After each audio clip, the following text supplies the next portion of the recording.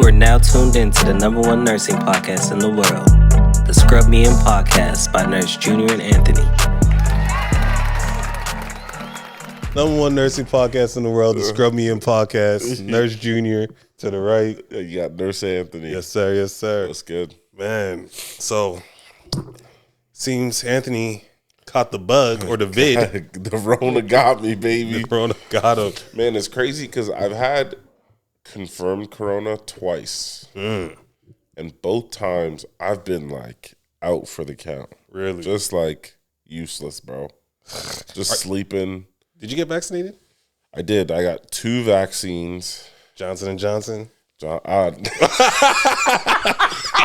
almost said yeah. Oh, that's so funny. Oh, man. Hey, catch me with that Pfizer. Pfizer. Oh, man. 2 doses. 2 doses. Actually, I think I got 3. Oh, you got the recently. booster. I think I got the booster last year. You got the booster pack. And 1 Moderna last year. That's why when I said Pfizer 2, I was like, oh, no, I remember getting a Moderna. So I got 3, bro. Yeah, I think I told you the other day, I'm half-vaccinated, man. I only have 1 dose. I'm half-vaccinated, y'all. That's hilarious. So hold on. I thought you had to get vaccinated. Like, how did I got 2 because I had to get 2 to work, I felt like.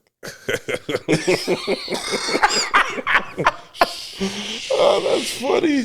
Hey, that's a story for another day. That's funny. When I get out the game. Yeah, this guy was slithering through Rona. Like I said, I'm Nigerian, so when there's a Will, there's a Smith. Yeah. That's my saying. You scammed the pandemic. That's what happened. Oh, man. But no, I'm glad you're feeling a lot better. Yeah, thank you, bro. That's good. That's good. So this is episode 8. Make sure you like, subscribe, comment, all that good stuff. Let's go. We're almost there, y'all. Like I said, we'll be posting the first episode probably mid-June to end June, in that range. It's coming. We've been watching, or I've been watching a few episodes, and they're looking good. This is pretty much just a test trial. We want all the feedback that we can get on how we can improve for season 2. And we also got a list of guests that are gonna absolutely show up. Angela will be one of them. Hopefully Cole Jeet, who's the manager at Windsor Regional. My homeboy Dan DK. So we got a lot of people on the list. And then we also have a feature where we can call people. Right. And then have them anonymously talk their shit if they want to. Of course. You know, so they won't lose a job. I might be calling in. Right? Yes, sir. Man. There's a lot to talk about. But yeah, I think on this episode, we'll talk about the Bandemic. Yeah, I've been kind of pushing it off. Oh, but I can't wait. I think today's the day I'll talk about that. All the people, they need to know. Yeah, so I think it was episode 6 where I kind of touched up on it and I kind of drifted off. But yeah, so like I mentioned, I started off in the ICU for 2.5 years, and after that I transitioned over to pre-op and PACU. Did that for another 2.5, and honestly, I just felt like I was stuck in a weird cycle, a weird flow, where my skills weren't really expanding. My skills were put to a halt in a sense. Okay. In a PACU, you're not really doing much except for like giving meds, making sure you educate, document, the basics. You know, so anyone can really do it to an extent, especially if you have ICU experience under your belt. So I know. So the pandemic happened, and honestly, it was smooth sailings when that happened. Because like I mentioned on the last episode, I believe, OR nurses, psych nurses, pre-op, and PACU nurses probably had it easy for a little while. Psych nurses, they had it good throughout the whole pandemic. They still got it good. They still got it good. So if you're a psych nurse, you had it good during the pandemic, and don't lie. But for pre-op and PACU and OR nurses, they canceled all elective surgeries. That's right. So during the pandemic, no one was getting any surgeries done. Right. So for the most part, I think for a month, it got to a point where really I wasn't doing nothing at work. I would come in and just chill. Yeah. If I'm being honest with you, catch some NBA games. Yeah. We probably had to do a few calls, because there were traumas and situations like that. But for the most part, nothing really. What a blessing, bro. So, it got to the point where we were all doing nothing. Right. then the managers would come and then they'd be like, you know what, you guys can't be doing it. You guys can't just be sitting here. You guys got to do something. Get a bleach wipe, wipe down the monitors, wipe down the WOWs, which are the computers where you document your vitals and stuff. Right. Do something. Bro, I would have been like, all right, cool, let me call housekeeping. Bro, you crazy? Honestly, at that point, really, right? So I'm like, in my head, and that's what I thought, right? In my head, I'm like, why am I going to do what housekeeping already does for the most part? 100%, bro. Why am I wiping down the monitors, in fact? We have no patience. Dog. We wiped it down last night. Recently, like, my manager was walking by when, like, I think it was, like, piss or something on the ground. And I didn't see it. It wasn't even my patient room. Yeah. She goes, Anthony, can you get that? I was like, yeah, cool. She walked away. Bro, I got on the phone, called housekeeping. Oh, for sure. Yeah. Can you come to room 3 Big for a homie, second? I got to wipe shit all day long. And you want me to clean some piss off the ground, too? Oh, my gosh. Crazy. Shout out housekeeping, bro. Y'all work. Housekeeping, who else? RTs. Mm-hmm. Y'all were the real heroes. Facts. Top tier. Y'all were like A1 level. I give y'all a lot of respect. And they really didn't get a lot of credit during the pandemic. Yeah, you're right. So housekeeping for sure. RTs, man. Environmental services. Yeah, EVS. Y'all are the real unsung heroes. And y'all didn't. Even love. Yeah, the transporters as well too. Oh, Shout out to the transporters. Oh, hell yeah. They don't get a lot of love, man. But sorry, keep going. Yeah. So just wanted to shout them out. Yeah. But so it got to the point where they just made us do unnecessary things. Right. They even bought like a duster for us to like dust. I'm so serious. That's how far they went to make sure that night shift and day shift were doing something. That is hilarious. Because the thing is, they need you guys in case something really does come Exactly, because in that facility, we're a level 1 trauma facility. That's right. So if a gunshot wound came in or something, motor vehicle accident, we got to be ready. Absolutely. But they just didn't want us to sit around and doodle with our fingers. You know what I mean? So it got to that point. Yeah, they bought a duster for us to dust. Swiffer duster for you. It's insane. Primo. Bro, it was just mind-boggling to me.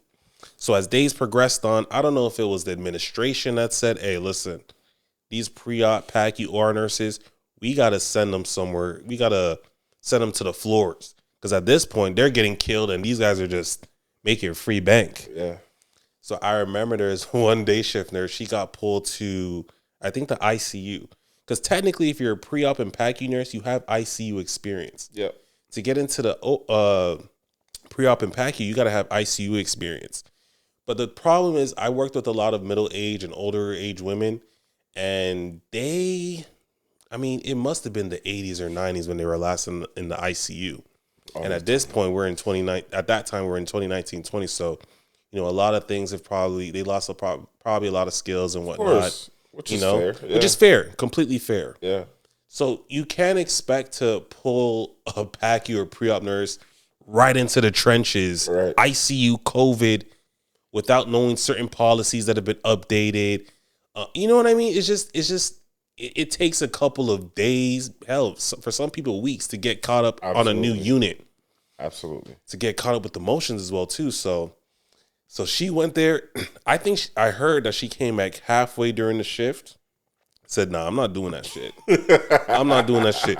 If I have give me that duster, bro. I ain't going back up there." Bro, she came back and she said, "I ain't going back up there. And if they force me to, I'm going home." That is hilarious, bro. Next day, called in. She had COVID.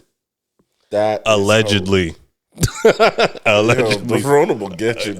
A lot of people had COVID during that time. Absolutely. Allegedly, absolutely. So, but anyways, moving forward. So for me, like I mentioned, I was in a bit of a daze or at a stop. Like I really felt as if my skills weren't expanding, like I mentioned. Okay.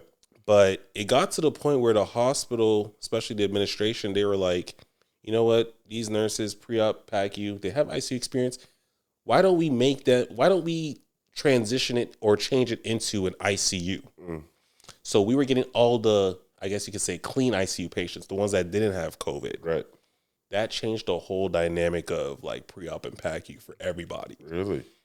We didn't do any surgery cases. We were literally taking care of ICU patients. Wow. Like during that time frame, You know, a lot of people were calling in. They were saying they were sick.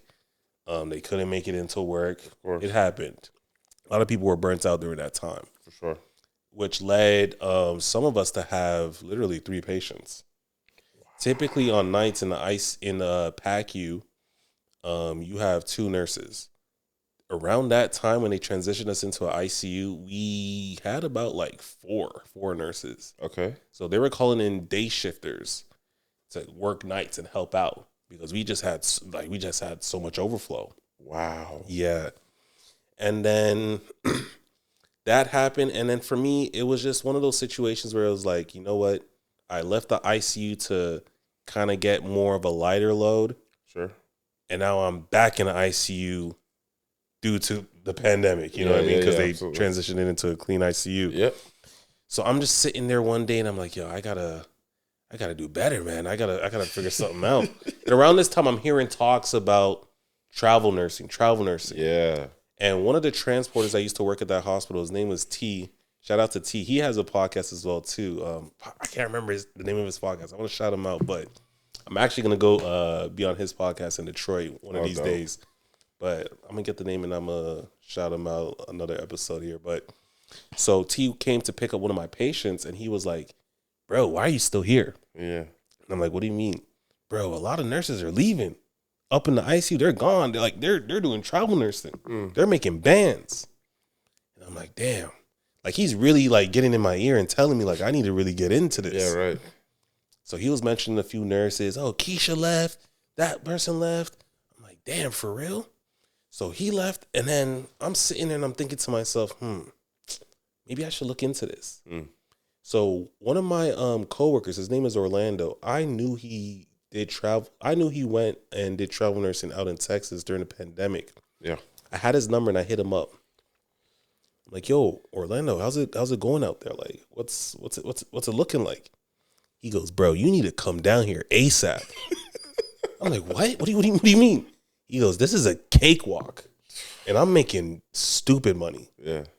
And I'm like, what are you talking about? Like, on the news, I'm seeing patients are dying every single day. They're being stuffed in a truck in New York. Like, what are you telling me? Yeah. He goes, well, first off, that was probably the first wave of COVID. Yeah, New York was horrible. He said, this is kind of like the tail end of the first wave leading into the second wave. And I'm like, oh, okay. So where are you located right now? He says, I'm in Texas. I'm like, you're in Texas? He goes, yeah, you need to come down here. It's beautiful. At this point, I'm not really convinced until he did this one thing. He sent me a photo of his pay stub. Holy shit. Bro, the zeros. You know, it's funny you say that. And the reason I say that is because one of my homegirls was told the same thing about like going to New York or going somewhere else for a nursing contract. And I remember she told me the number. And I was like, and this was like in the middle of that first wave when like, I think it was specifically New York where they just were like drowning. Now, don't get it twisted. New York, they were drowning. They were drowning. They were Absolutely. drowning. No, but I say that to say I didn't believe the numbers they were throwing at some nurses because I didn't believe it either. She told me how much they offered her, and I was like, it's probably a scam, right? So this is like, mind you, I'm in Australia. Okay. I'm not feeling the effects that you guys are feeling here or anywhere for that matter, right? And I was like, no one's paying us that to fucking travel to work. And then I unfortunately convinced her not to go. To my credit, though, she has like 2 kids and she's a single mom as well. Okay. And so there's some resistance there as to absolutely. And I was like, don't go. Like, the money's fake. You know, like they can't. This is a Nigerian prince. Right here, it was not fake. And then I'm hearing everybody going like a few months later, and I was like, damn. Bro, I kept that bag away from her. And I'm not gonna lie, because like I said, I thought it was fake too until he sent me his pay stubs, and he's not the type to cap. Yeah, I'm like, there's no way in hell, bro. His paycheck for 1 week, it was $12,000. At that point, I'm like, no, this can't be real. I said, this can't be real. Yeah, I automatically FaceTimed him. He didn't answer. He said, yo, I'm at work. Like, what do you need? I'm like, yo, is this real? Yeah. I said, bro, you need to come down. Instantly, I put in my 2 weeks. Oh, for sure. I put in my 2 weeks. You got to get out of there. I got the hell out of there. So shout out to T. Shout out to Orlando. Shout out to DK. They told me to get the hell out of the hospital and go do travel nursing. And that's what I did. So around this time, like I mentioned probably on another episode, what was happening was a lot of these veteran nurses, new nurses, or just nurses in general that have been in the game for like maybe 2, 3, 4, or 5 years, who knows, whatever, were all retiring and quitting. Correct. They couldn't handle the stress. They couldn't handle the deaths, the pressure. There was just so much that was going on, right? And I also feel like even if some nurses were like 7 years from retiring, they're like, fuck this. Like, this is crazy. They were out. Because you got to think about it. A 60, 70-year-old nurse, you know, they're more at risk than we are. Absolutely. You know what I mean? Absolutely. Once they catch it, that could be it. A lot of nurses were dying around this period of time. Absolutely. So I can't even blame them. And I can't blame some of the nurses that had kids, because you go home, you can't even interact with your child. That's right. Imagine going to work during COVID, come back home, you can't even interact with your kids. That's right. You can't even play with them. Yeah, you got to sleep in the garage. I know some nurses were sleeping in the garage, That's changing there, eating there. Like, they couldn't interact with their kids. That's insane. Yeah. So, I mean, I looked at it from that perspective, so I couldn't even hold it against some nurses. I'm like, hey, do whatever is safe and best for you, for your interests. You know what I mean? Mm-hmm. So for me, like I said, so like I was saying, a lot of these nurses were just, leaving the game, which left an empty void. So now the government had this incentive where they were giving millions to agencies to recruit nurses. Yeah. Here's, for example, 50 million or 100 million. Get nurses. We need nurses in Texas. We need nurses in New York, Louisiana. We need nurses. So there are many agencies at this time. Crucial, Snap Nurse, Favorite Health. What else? Plenty. So the first one that I was with was an agency called Crucial. Crucial Staffing. They make you wear black scrubs, and you're working 6 days out of the week. Okay. That's insane. 12-hour shifts, 6 days. Insane. They said you're going to earn that $12,000. Literally. It was basically slavery, honestly. It was really... It was basically slavery, but you're getting paid. And I'm gonna explain. So the process to getting into this agency called Crucial Staffing, you call their number and automatically you're placed on hold because there's just so many people calling. Okay, that's crazy. And they only go live on certain periods. You got to actually follow their page and wait for them to post. Okay. And say, hey guys, we're live. We're taking a certain amount of nurses, probably 200 nurses. What? First 200, you're in. That's how it was. What? That's how it was. So I had my homegirl in Philly, she told me she had 3 phones. So she boom, boom, boom, boom, boom, boom, boom. All on hold, just waiting to get picked up. Wow. It's like that. And once they answer, it's like winning the lottery. Really? It was like winning the lottery because once you're in, you're in. That's crazy. And I didn't know this. Yes. That's and hilarious. what some people were doing was once they got in, hey, Mr. Recruiter or Mrs. Recruiter, I have a friend that's interested too. Can I add them to the call? Can I 3-way them? Oh, that's amazing. Oh, they just plugged in their friend. Oh, that's amazing. Yes. Unfortunately, that didn't happen. I didn't know about that until I got in, but that's how it was going. Damn. So I got in. I called with my one cell phone, got in, talked to a recruiter, and they were like, all right, yeah, so we're gonna send you to Texas. I'm like, perfect. That's where my homeboy's at. Yeah.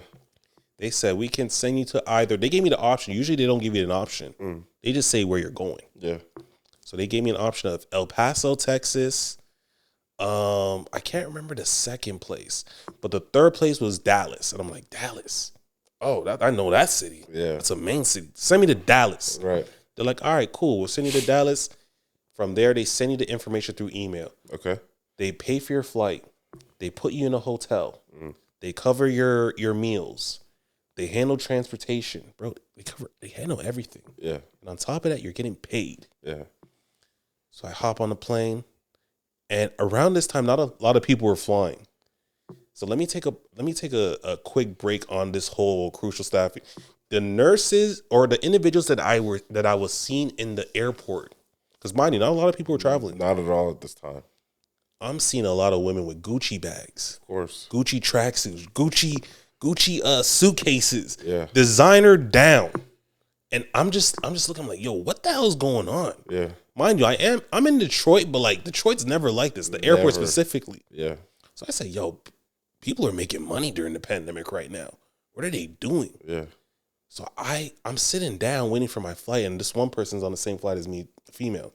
So I talked to her. I'm like, yo, are you going to? Do you own a company? Yeah. Because my flight's going straight to Dallas. So I'm like, yo, are you a nurse or like? She goes, yeah. How'd you know? I'm like, lucky guess. I don't know. I mean, I'm looking at her. She's Gucci down. You got to be doing something in the healthcare. Yeah. She goes, yeah. I'm a crucial. I'm like, what? She goes, yeah. This is my second contract with them. I'm like, where were you the first time? She goes, New York. I'm like, damn, you dead ass? She goes, yeah. So a lot of people were just spending money recklessly off of this. Absolutely. Like they just had no common sense of saving. You weren't seeing paychecks. Yeah, like this you were when you see in your whole life. Yeah, when you see numbers like that, you just don't know how to act. You don't know how to save nothing. Like, so I get to Dallas, fly, get there, get into the hotel, and essentially there's like a desk in the upstairs second floor. They put me in the Sheraton Hotel. Beautiful hotel. Massive. I go up to the second floor and I meet my on-site, I guess you can call them the on-site recruiter or whoever. And they make you sign in. You hand them your passport. They check all your credentials because they expect you to bring all that. Okay. Once they do that, they give you your room key. Go up to your room and then they say, all right, we'll see you in the morning time. And in the morning time, essentially, there's like what do you call it? On the third floor, they had like a hall, like an auditorium. Okay. And then pretty much in that auditorium, you sign in. Yeah. And then they do like a debriefing. So that morning, I go downstairs. They expect you to be in your all black scrubs. And you didn't wear purple scrubs? I don't even think I told that story yet. That's another thing. Oh, man, that's funny. Man, so in this auditorium room, bro, there's at least like 200 to 300 healthcare professionals. Wow. Half of them nurses, half of them RTs. Really? Bro, yeah. They had RTs traveling like that too? I mean, I figured, but that's crazy. RTs were banking too. That's crazy. So I'm in this auditorium, like chairs are just stacked, single file. Really? And then you have this, and then they call this number, put it on speaker with the microphone, and it's some guy just talking about like what's going on in the state of Texas. How many COVID or N95s do we have? How many cases of COVID did we get last week compared to the week before to this week? Like they're just spitting out statistics that don't really matter to us. Okay. But I mean, they should, but it didn't really matter to us because we're just trying to get out there and work. Absolutely. So that goes on for like a good 10 minutes.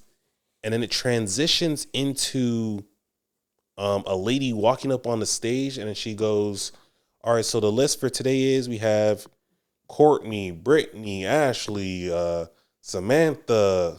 So she's just listing out names. Meet me over here in the corner. The rest of you sign out, and you guys can go back to your rooms. Come back down at 6 p.m., and you'll sign again, and you're good for the day. Wow. So I'm like, yo, what the hell's going on? So some of us are just like chattering, whispering. Yeah. And I'm like, yo, what is going on? So I go up to the lady. I'm like, yo, what does this mean? Like, she goes, if your name didn't get called, you're good. You're not working. Come back again tomorrow. We'll do the same thing again. This is crazy. Sometimes they don't even call names. So essentially why they do that is you have some nurses that are actually in the field. Right. That get burnt out, got fired, quit, whatever the case may be. So now they got to refill that spot. Right. So it's like and a it has cycle. to be right away. Like has to be right away, bro. Yeah. It's a quick cycle. So I'm like, so that's it? Just go to my room? And she goes, yeah, just make sure you don't leave the hotel. A lot of people were leaving the hotel, though. Of course. But for the most part, to stay in your room, come back the next day in the morning, sign in, and then the same thing will happen again. Yeah. It was insane, man. So, you know, for about 5 weeks, I didn't get called. God damn. So it's a term called staged. So if you're staged, that means you're not working until they call you on your cell phone. Right. You got to have that cell phone in your pocket. But you have to be ready to work, though. You have to be ready. Like, once they call you, you got to go down to the lobby. Right. Sign up. They'll tell you where you're going, and then you go to the facility. Right. Because, like, the way I see it, like, if it's a 12-hour shift, for example, and at 3, let's say you start at 7, and at noon, you start getting the sniffles, you know, you have to go get checked. Mm-hmm. All right. By 1:30, Junior, they call whoever, Junior needs to be here for 2 or whatever. Pretty much. Or they'll just call you the next morning. Okay. It's one of the two. Right. But that's pretty much how it goes. So, yeah, that's typically what staged is. So, I mean, that was pretty much the word of the year for all these nurses, because a lot of people were selecting to go with Crucial Staffing more than any other agency because of that word staged. Oh, they were the only one that had that. So if you were with any other agency, like you were at work, they're sending you right away. Really? For the most part. Okay. For the most part. Okay. For Crucial, I was definitely staged for about 5 weeks. When I was with Snap Nurse. Can I ask you a question? Yeah. Maybe you might not want to answer this, but for those 5 weeks, are you willing to talk about how much you got paid for 5 weeks of being staged? If not, just say no. So what but else? The people want to know. The people want to know, right? So during those 5 weeks, let's just say they don't call it a pandemic for no reason. They don't call it a pandemic. Life was sweet. So let me say this. In we'll say in about 2 months, where I come from in the hood, they call that a honey bun. I made a honey bun. A honey bun is 100,000. Oh my God! Yes. In 2 months.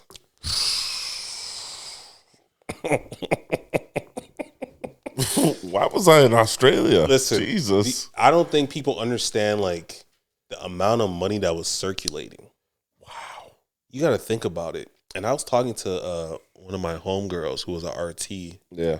She's in Florida. I said, yo, there's 200, maybe 300 of us in this room. Yeah. Most of us are staged. All of us are staged at this point. Yeah.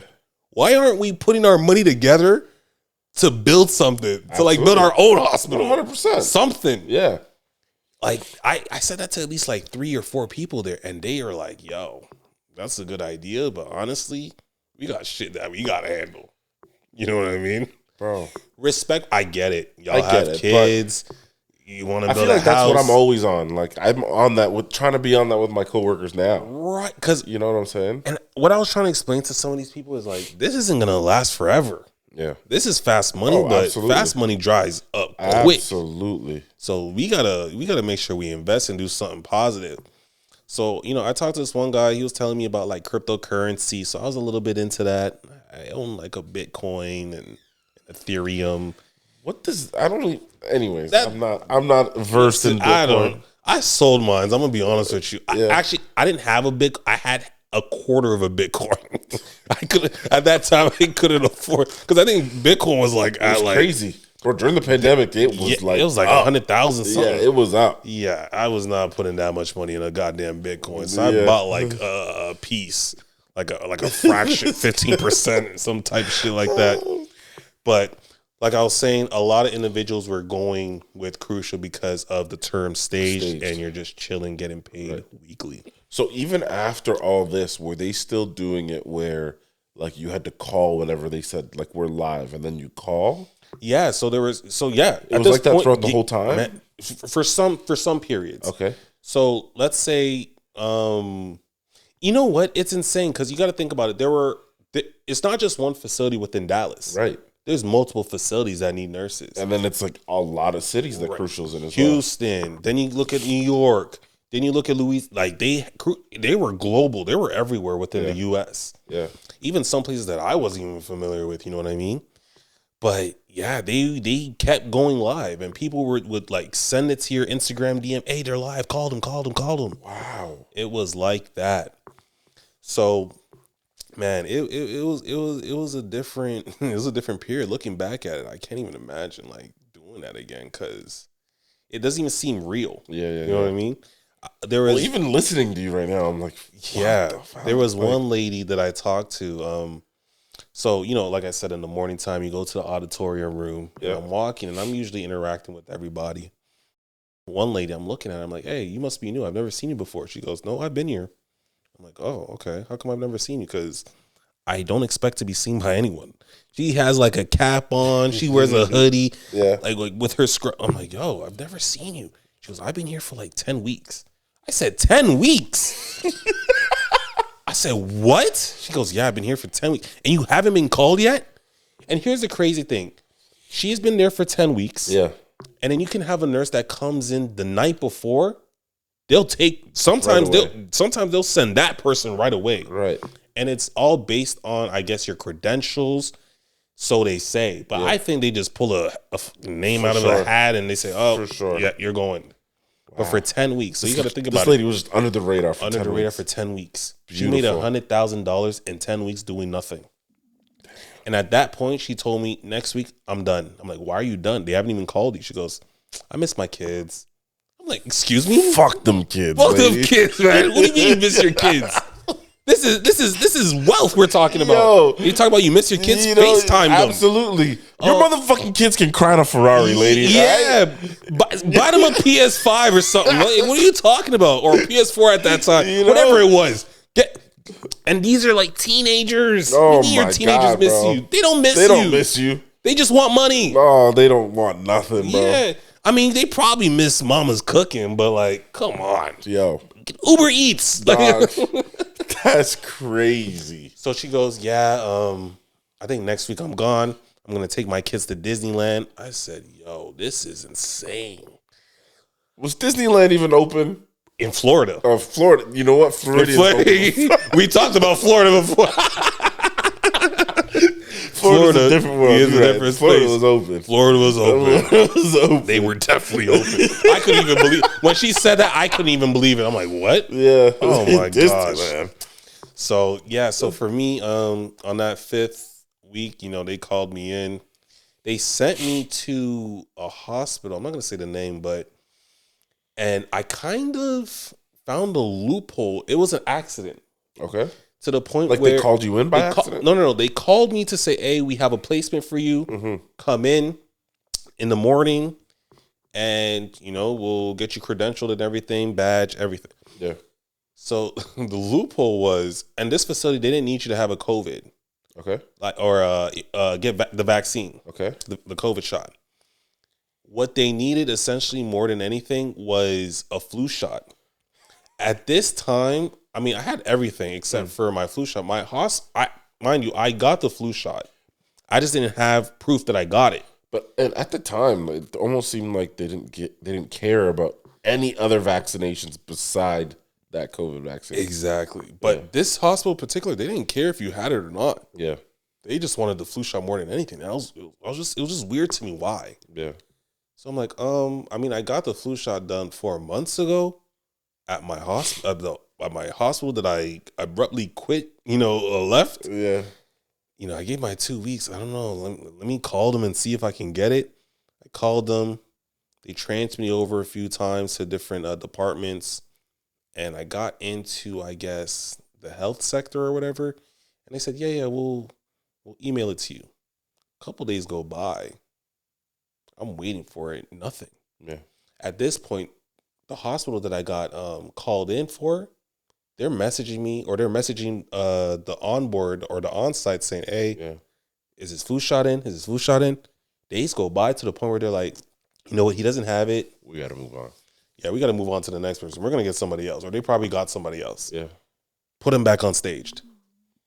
So I was staged for another week. and you know what's crazy? I think after the 3rd day, when they said, you know what, put him back on stage, I looked at my email. Bro, they sent me the goddamn flu shot. It was just in my junk mail. That's hilarious. It was just in my junk mail. I just didn't check hard enough. But ultimate loophole, man. Like, I just did not. I didn't look. Funny. It.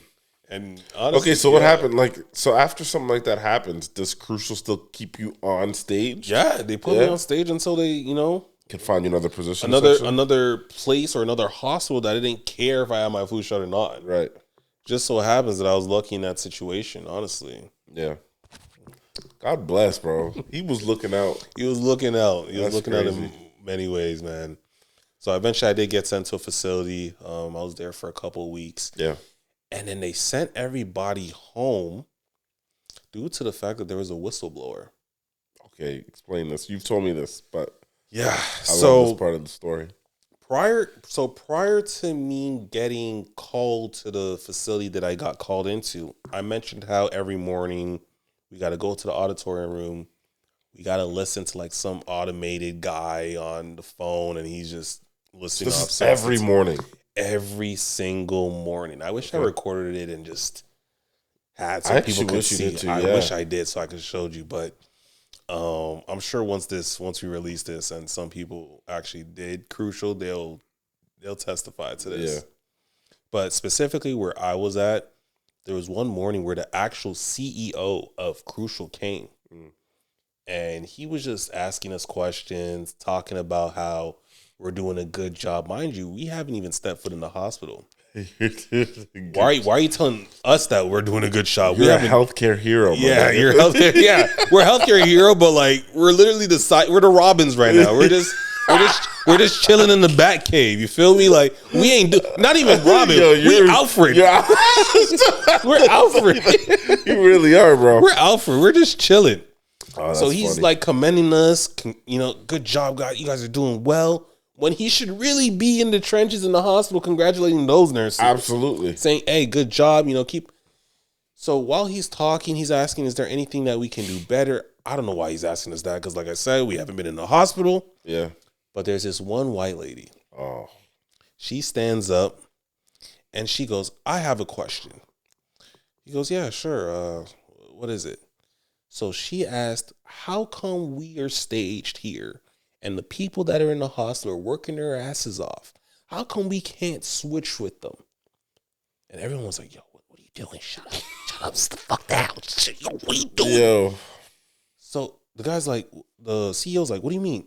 Well, here's an idea. Why don't we, the nurses that are in the hospital right now, let's say they work the 6 days out of the 7. Once they hit their 7th day, they rest the whole week after that, and then we take their place, and then we work 6, and then vice versa. Like we just flip. Everyone was like, "Yo, what are you talking, lady? What are you doing?" Furious, like, bro. And she's one of those individuals that's like, "I didn't come here to be staged. I didn't come here to sit in my hotel room. The walls are just annoying." The walls are annoying, bro. She's literally in her room like 23 hours out of it. Those are some $100,000 walls, bitch. You better act right. You better sit your ass down. Yeah, literally. There was somebody that said, "Yo, shut up." Shut up. Would have been me. That would have been me too. Oh my God. I couldn't believe it. So the guy goes, that's a good idea. Then he looks at his assistant and goes, jot that down. I'm like, no, don't jot that shit down. Do not jot. Bro. Yo, I would have found that piece of paper and thrown it away, bro. Don't jot that down. I just couldn't believe it. I couldn't believe what she was doing. So now, mind you, he's taking more questions and he goes, listen, I'm literally taking all, what you guys are telling me. It's very important for me to, hear these things, and I'll make the adjustments based with my team. But right now, you guys are doing a good job, but I gotta go because I got a flight to Jamaica right now with my family. I'm sure you do. Sir. I'm like, yo, it's funny in the pandemic. As you're telling that story, I'm actually thinking to myself, man, if you guys are making that much money, how much money is he making? That's a good question. Like, think about that. I want to get him on the podcast so he can ask. Oh, Mr. CEO. Mr. CEO of Crucial. Crucial, we need you. We need you on the podcast. So hold on. So okay, you guys have that conversation, and then he goes to Jamaica. Right, he goes to Jamaica, and then, following maybe a week or two, I get called into the hospital. That situation happens where I'm staged again. Then I go back. Weeks go by. Apparently, there was someone that went to the news outlet and kind of like a whistleblower. I can tell you who it was. Oh, we know. Karen, you stepped up. You, I know it was you. yeah, you snitch. You snitch. Snitches get stitches. Yeah, Karen. Oh, man. So it was probably her for sure. No, 100% it was Someone her, went bro. to the news outlet. I told the CEO, he said he would jot it down, and we're still being staged. I want to work.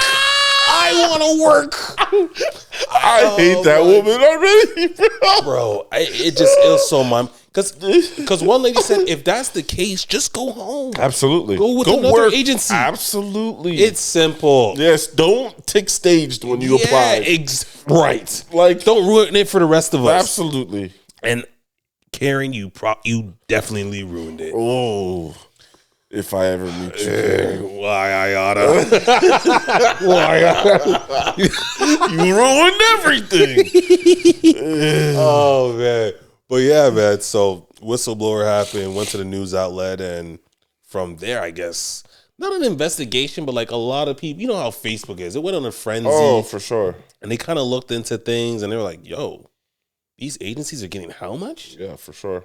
And they're paying these nurses how much? And some of them are sitting in a hotel doing what? Nothing?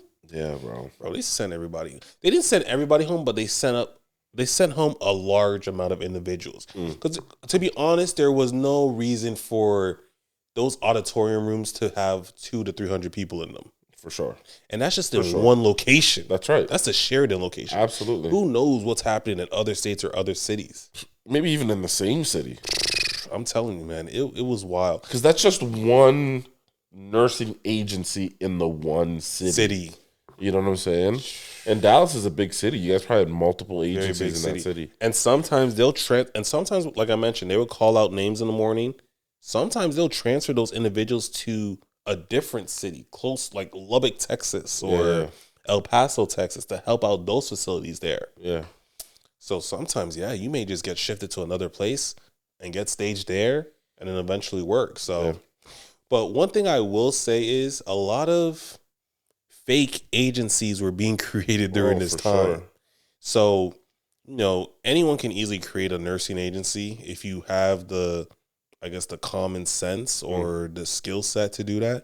Once you do that, I guess you can just file with the government and be like, hey, I'm a nursing agency. For sure. Send me my money. Absolutely. I have nurses that are ready to go.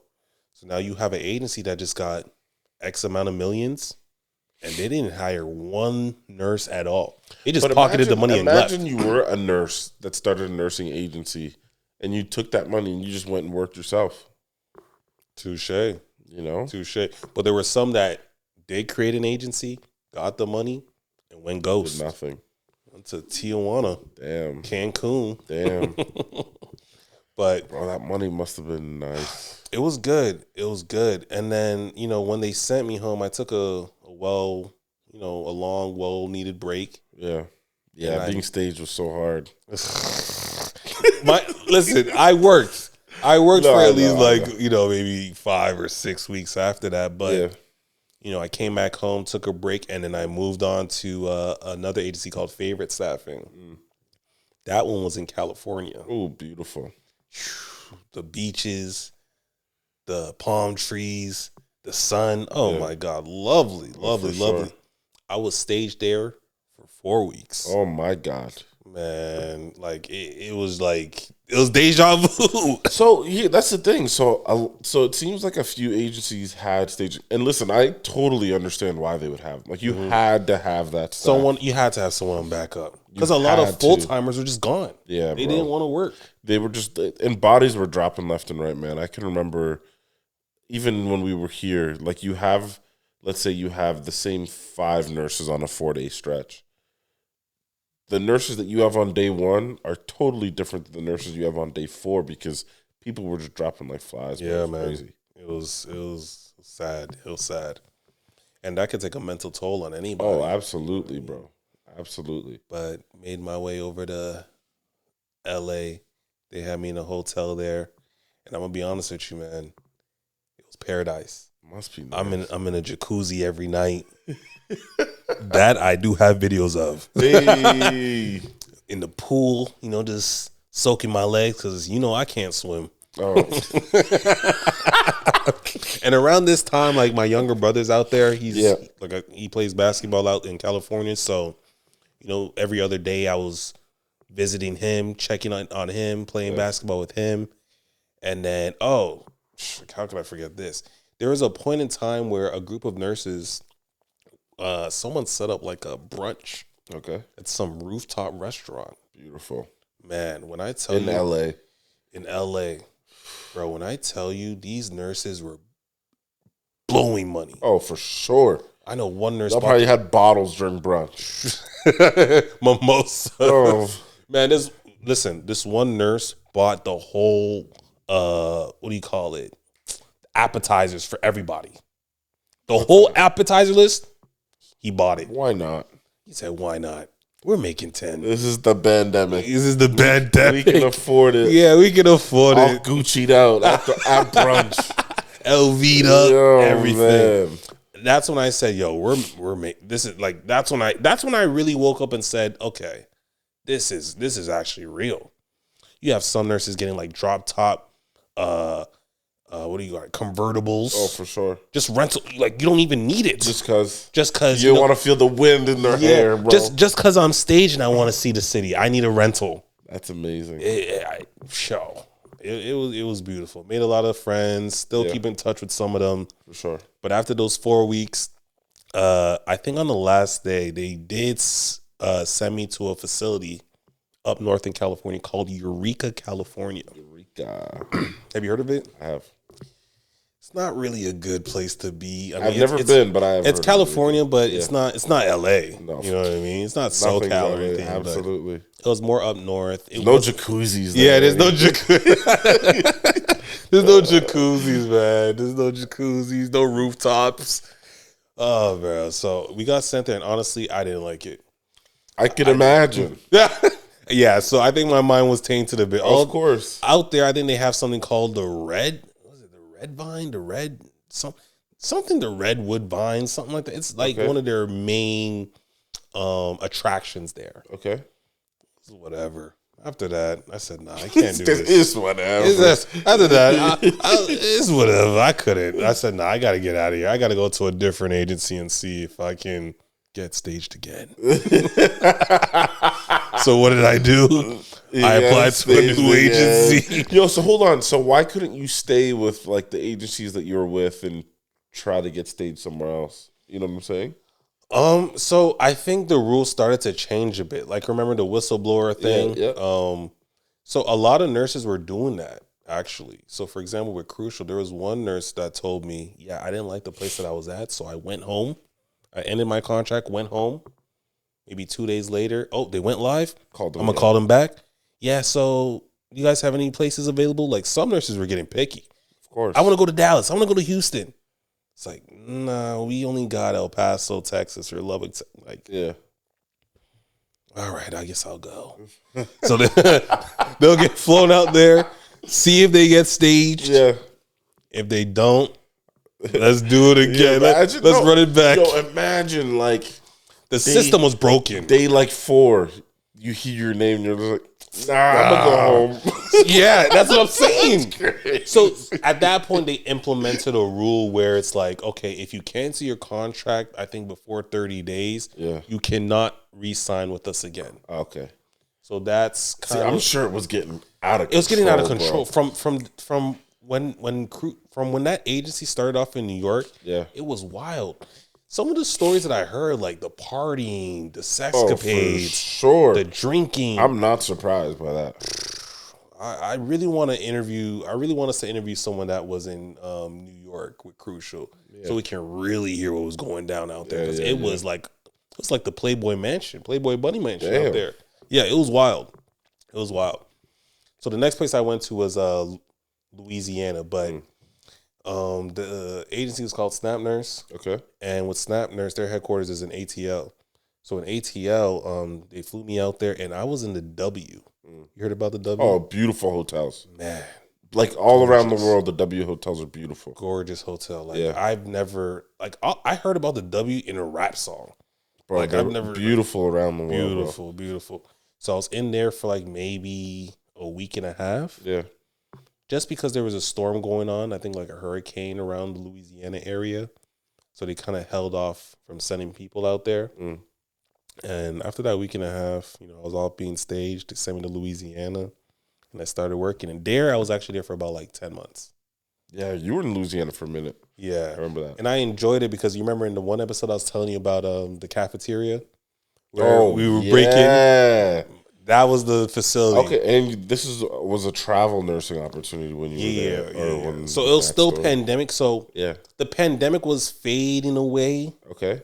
But that hospital was so short-staffed that they needed the nurses. So I guess they communicated with the government and was like, listen, we need these nurses. If they leave, if you cut the contract on the pays, they're going to leave and we're going to be screwed. Yeah. So they kept it going for certain states, certain cities, I guess. So, yeah, like I said, I was there for 10 months and did my thing. Damn. Yeah, man. So that's the Bandemic, man. That's the Bandemic. Well, let me get some money. Hey, man, it's all done now. I bought Gucci and Louis. But nah, man. I invested some of the money. Like I got a property in Louisiana. Yeah. So yeah, helped my mom, get her property outside of Toronto. Yeah. So yeah, did some good with the money. Yeah, that's good, bro. That's amazing. So you heard about the Bandemic. Yeah. But was it more so like you just didn't believe? You said you didn't believe the money that was being spent. Early on, I didn't believe it, right? So I told my homegirl, like, nah, it's probably BS. New York's a mess right now. Completely. You want no parts of that. You got 2 kids. You don't know when you'd be able to come back. Like, this is early COVID, right?